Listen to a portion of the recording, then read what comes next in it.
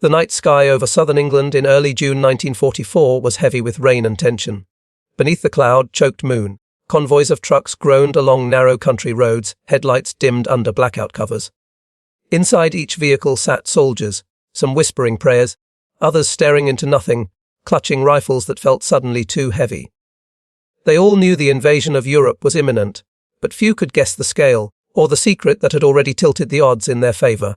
The world remembers June 6, 1944 as D-Day, the moment Allied forces stormed the beaches of Normandy. But hidden behind that legendary assault was another operation, quieter but just as vital.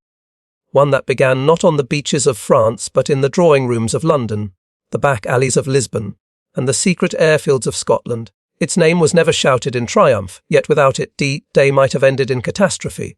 It was called Operation Fortitude, a deception so vast, so convincing, that it fooled Adolf Hitler himself.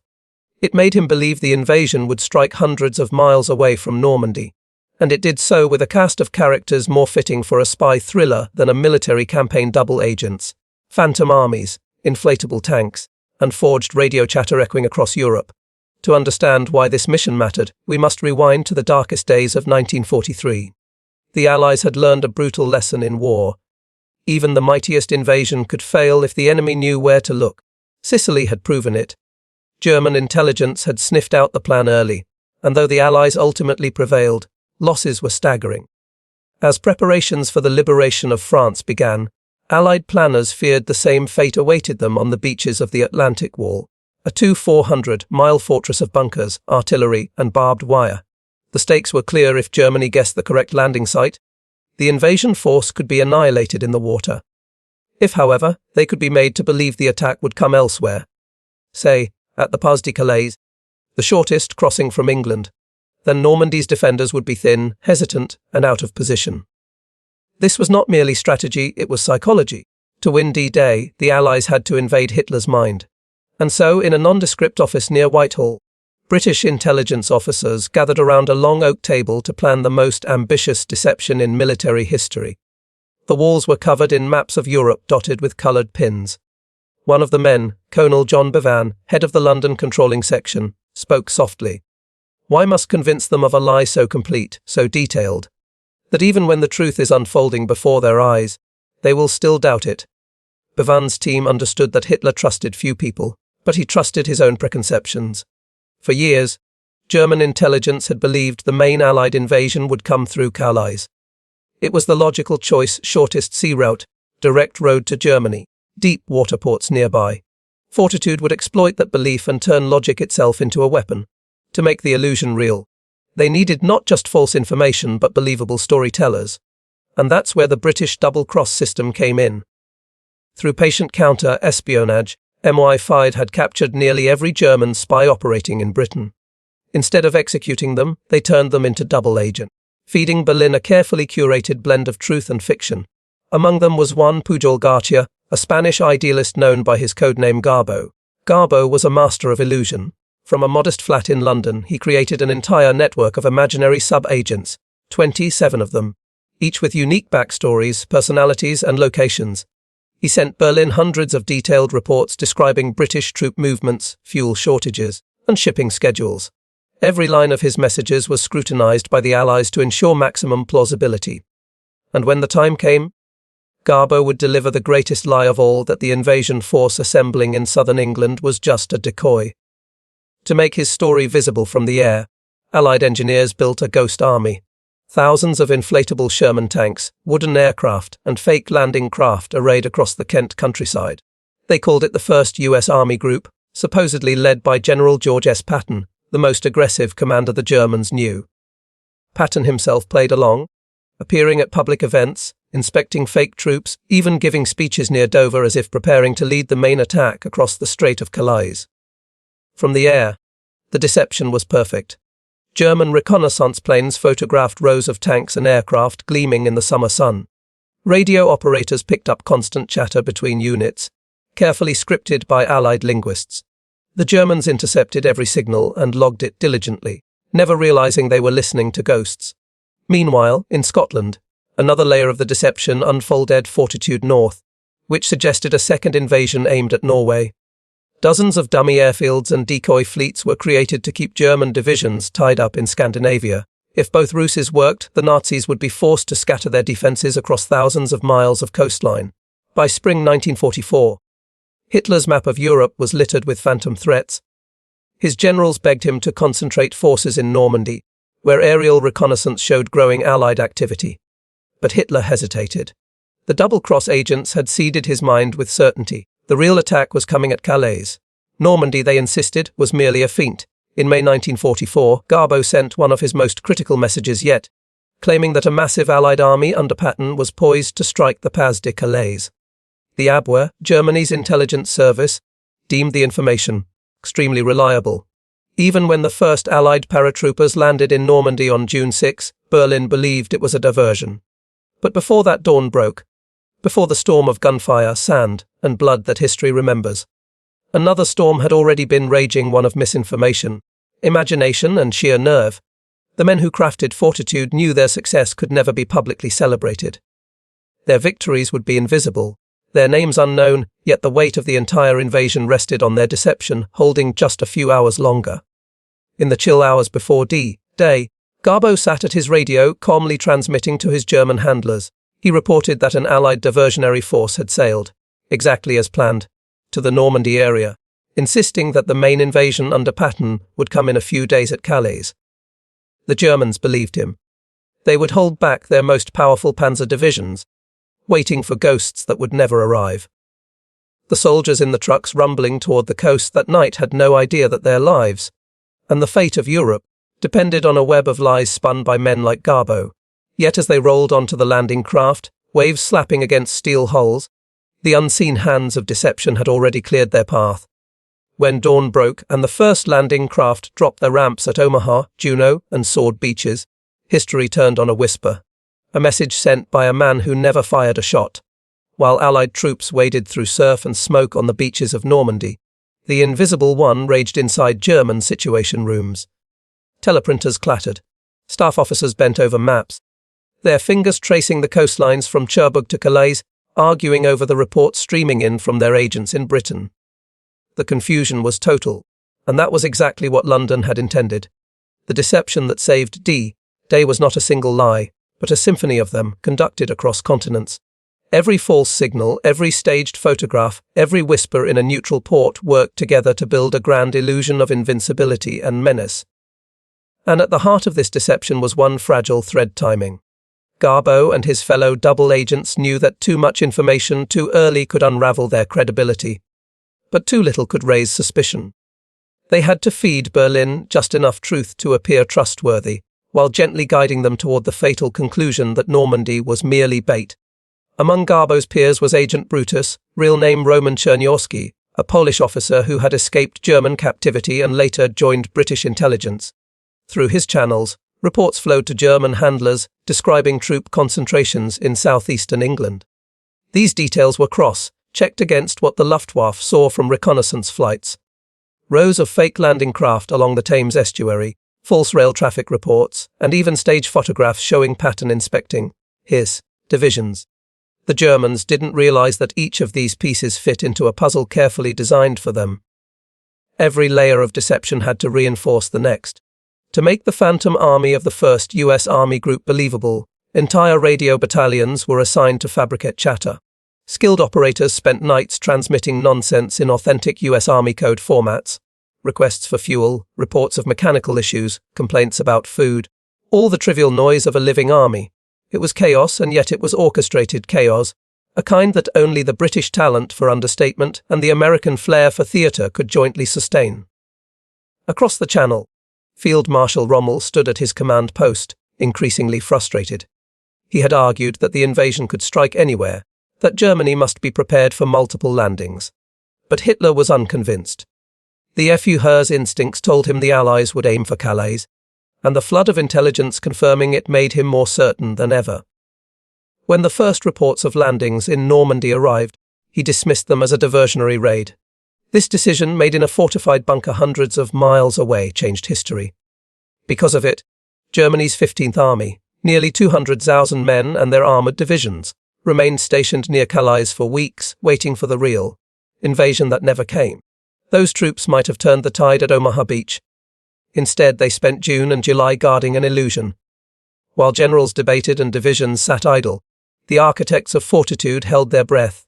Inside London's intelligence centres, operators monitored every German radio frequency, intercepting frantic queries from Berlin to their agents. Confirm that main force has not yet sailed. One urgent message demanded. Garbo responded with cool precision, reporting that Allied forces near Dover were still on alert, awaiting Patton's orders. To Berlin, this was proof that Normandy was merely a distraction. But deception is a fragile weapon. Even one inconsistent detail could shatter the illusion. On June 9, 3 days after D-Day, Garbo received a message from his German controller asking whether he was sure the invasion at Normandy wasn't the main one. The Allies debated for hours before replying. To maintain credibility, Garbo admitted the landings were larger than expected, but insisted that the real blow was still to come at Calais. His restraint sold the story. The Abwehr commended him for his honesty. In the field, the deception had real human consequences. German soldiers in Calais could hear the distant rumble of artillery from Normandy and smell the faint tang of cordite carried on the wind. Yet their officers told them to hold position, to be ready for Patton's grand assault.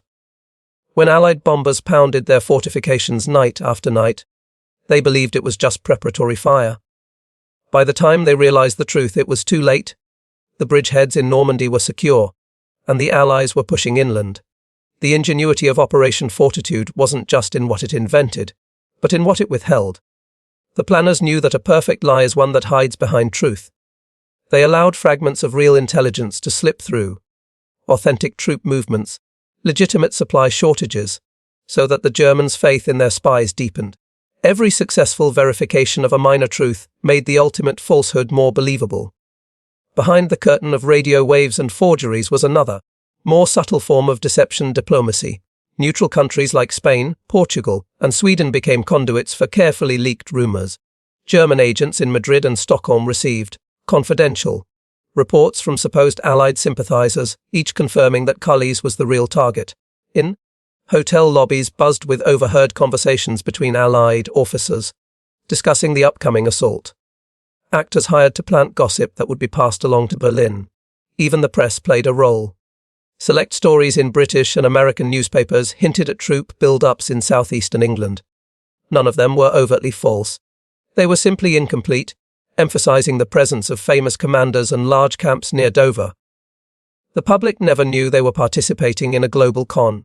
As days turned into weeks after the Normandy landings, the Germans clung stubbornly to their belief in the Phantom Army. By late June, they still expected Patton to strike Calais at any moment. It wasn't until mid-July, when Allied armoured columns were racing toward Paris, that Berlin finally accepted the deception. By then, the window to throw the Allies back into the sea had long since closed. In retrospect, the success of Fortitude seems inevitable, but at the time it was anything but. The planners faced constant skepticism from Allied commanders who feared the operation might backfire. If the Germans realised they were being deceived, they might redeploy their entire Calais force overnight. The delicate balance between credibility and invention had to be maintained every hour. The victory of Fortitude was not measured in battles won or ships sunk, but in hours gained, precious, irreplaceable hours during which thousands of young men managed to survive the blood-soaked beaches. Every minute that German divisions hesitated added to the Allies' foothold. Every intercepted message that confirmed Berlin's confusion was a silent triumph. And yet, those who made it happen would never see their work celebrated in parades or medals. Their success depended on secrecy so complete that even most Allied soldiers knew nothing of it. For them, there would be no applause, only the satisfaction of knowing that their invisible war had saved tens of thousands of lives. When the fighting in Normandy finally turned in favour of the Allies, Garbo sent one final message to his handlers. He thanked them for their trust and reported that Patton's army remained ready for action, still preparing for the final blow. Berlin responded with congratulations for his loyalty and dedication.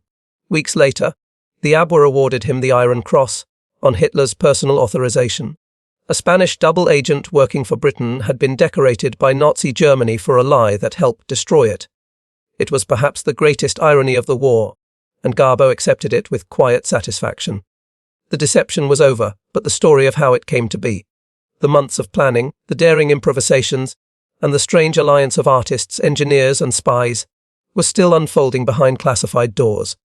The operations files would remain sealed for decades, hidden from public knowledge, while the world celebrated the soldiers who stormed the beaches.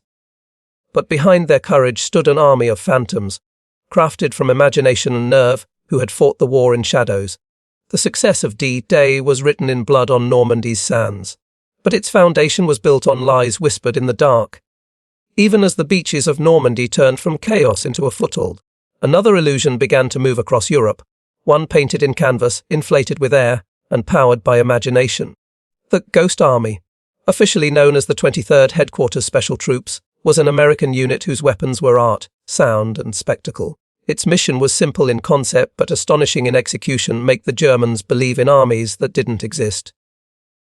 They were painters, architects, stage designers, and sound engineers recruited from the worlds of Madison Avenue and Hollywood. These men carried not rifles, but air compressors, loudspeakers, and paintbrushes. In meadows and forests across France, they created entire divisions out of rubber and plywood. Life-sized inflatable Sherman tanks, artillery batteries made from canvas, and fake airfields dotted with wooden aircraft. At night, trucks equipped with massive speakers blared the sounds of motor pools and troop movements, recordings captured from real divisions. The noise could be heard miles away, echoing across valleys, luring enemy reconnaissance planes toward false positions. Radio operators transmitted coded chatter identical to genuine military traffic, making the illusion complete.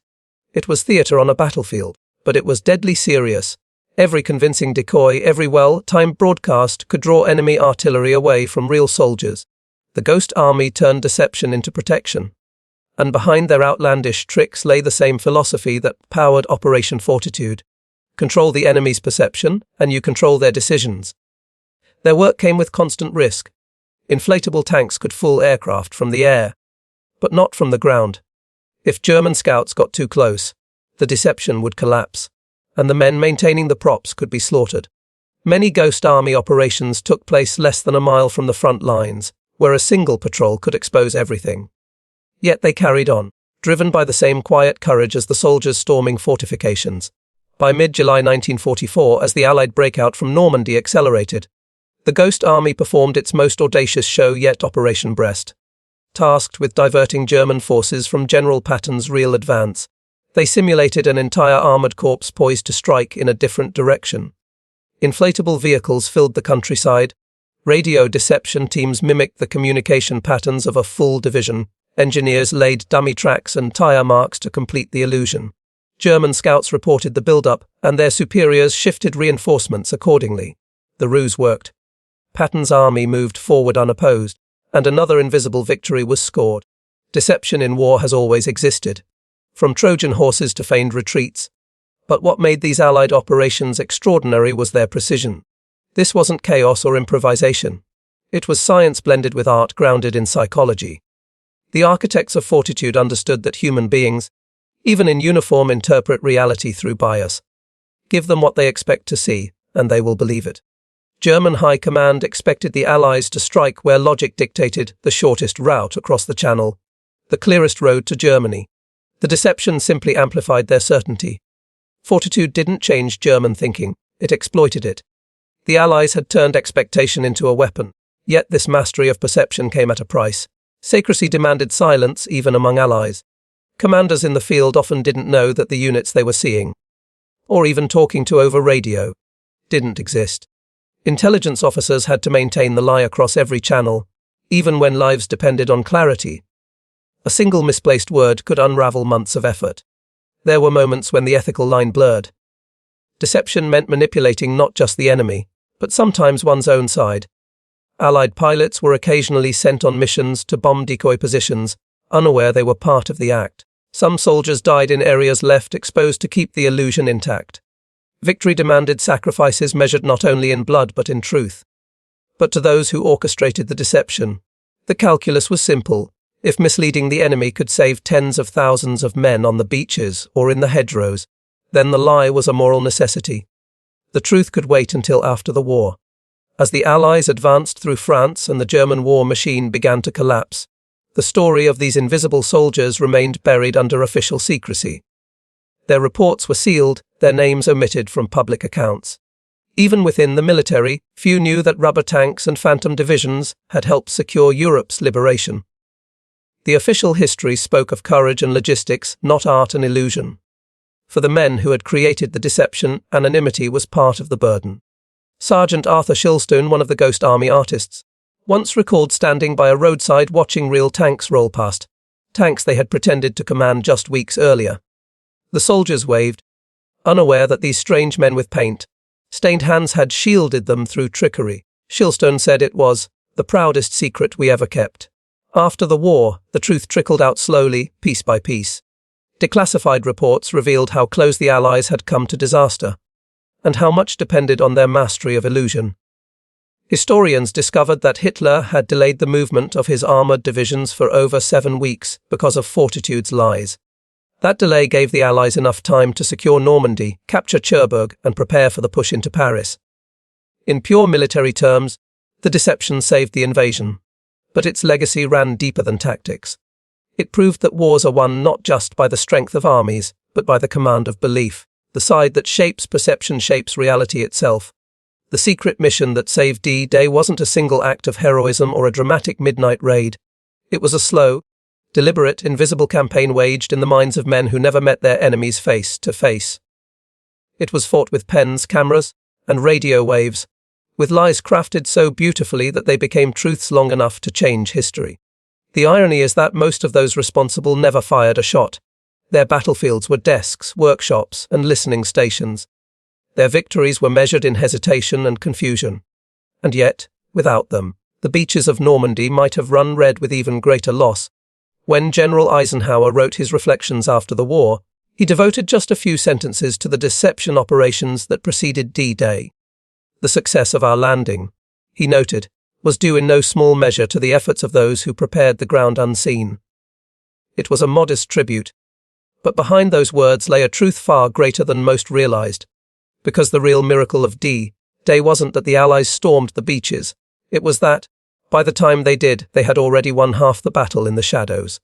Today, the story of that invisible war serves as a reminder that even in an age of overwhelming technology, the most powerful weapon remains the human mind. The courage to believe, the creativity to deceive, and the discipline to keep secrets. These were the tools that saved D-Day from total disaster. When the soldiers of the Ghost Army packed away their inflatable tanks and silent radios for the last time, they left behind no monuments, no statues, no medals. Their work evaporated with the morning mist, leaving only the echo of what might have been if they had failed. And perhaps that's the most fitting memorial of all. A victory so complete that its architects remained invisible, their genius hidden behind the roar of 1,000 real engines rolling toward freedom.